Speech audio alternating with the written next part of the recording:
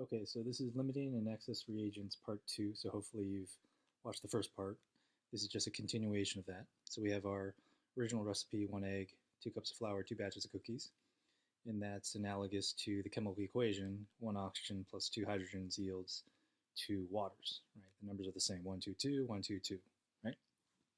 So instead of trying to do the math in our head, let's do dimensional analysis, which is just a fancy word for conversions. So hopefully you've watched my video on that. So let's say we start with 5 eggs and 4 cups of flour. We want to know, okay, well, how many batches of cookies could we make? So with 5 eggs, we're going to start with that. We're going to put that over 1. And so the next step is to use this recipe here. So we want to cancel out the eggs, and we want to get batches of cookies, because that's the question. How many batches of cookies can we make? So use the recipe. So there's 1 egg here, so we put 1 egg down here, because we want to cancel out these eggs with those eggs, because again, we want batches of cookies. So if you have 1 egg, you're going to have 2 batches of cookies. And so the units eggs cancel out. So now we're just left with batches of cookies. So 5 times 2 is 10, divided by 1 on the bottom, 10 batches of cookies. But that would be just from 5 eggs. But we can't ignore the 4 cups of flour. So we also have to do the same step with 4 cups of flour and still use the recipe. But now instead of using the recipe with eggs, we're going to use the recipe with cups of flour. So cups of flour here, we need cups of flour here to cancel it out. According to the recipe, there's 2 cups of flour here. We want to know how many batches of cookies we can make with that many cups of flour. So 2 cups of flour here will give us 2 batches of cookies here, so we need to put that here. And again, the cups of flour will cancel out here and here. But also notice the 2 2's here will actually cancel out as well, so we can cross those off. We're basically left with 1's there.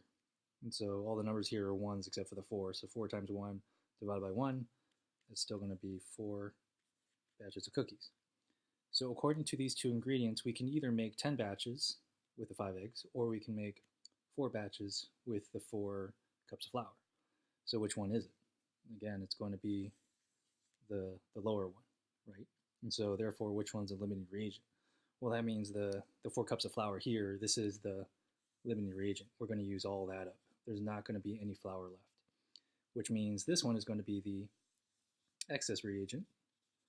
So we're going to have, let's see, how many left there if we use 4 batches. I believe that's what, 2 eggs? Yeah, so we're going to use 2 eggs and have 3 eggs left over, right? But that's the excess reagent either way. All right, so now we can try to do the same thing with the chemical equation. Pretty much the same way, we're just changing the units, but the numbers are more or less the same. So let's say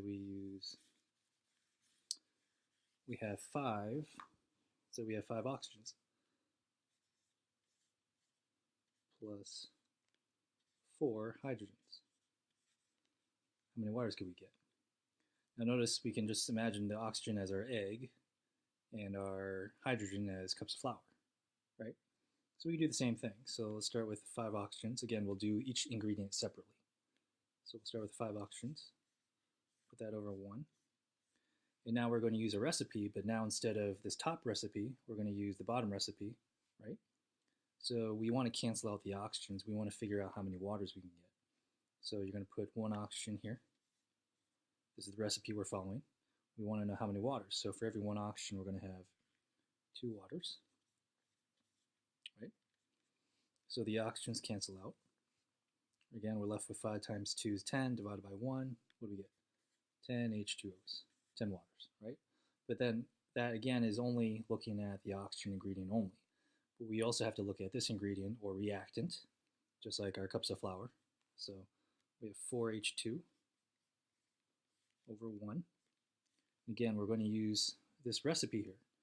So we want to cancel out H2, or hydrogen, so we're going to use 2 hydrogens here. We want to convert that into our product, water.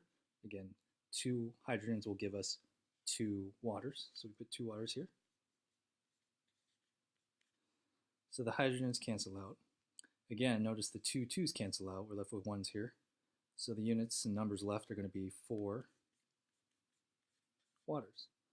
So which one is it? Are we going to get 10 waters or are we going to get 4 waters if we have 5 oxygens and 4 hydrogens? It's always going to be the smaller number, so we're going to get 4 waters, right? So then which one is the excess reagent? Which one is the limiting reagent? So since we're going to get 4 waters, we know we're going to use all of the hydrogen.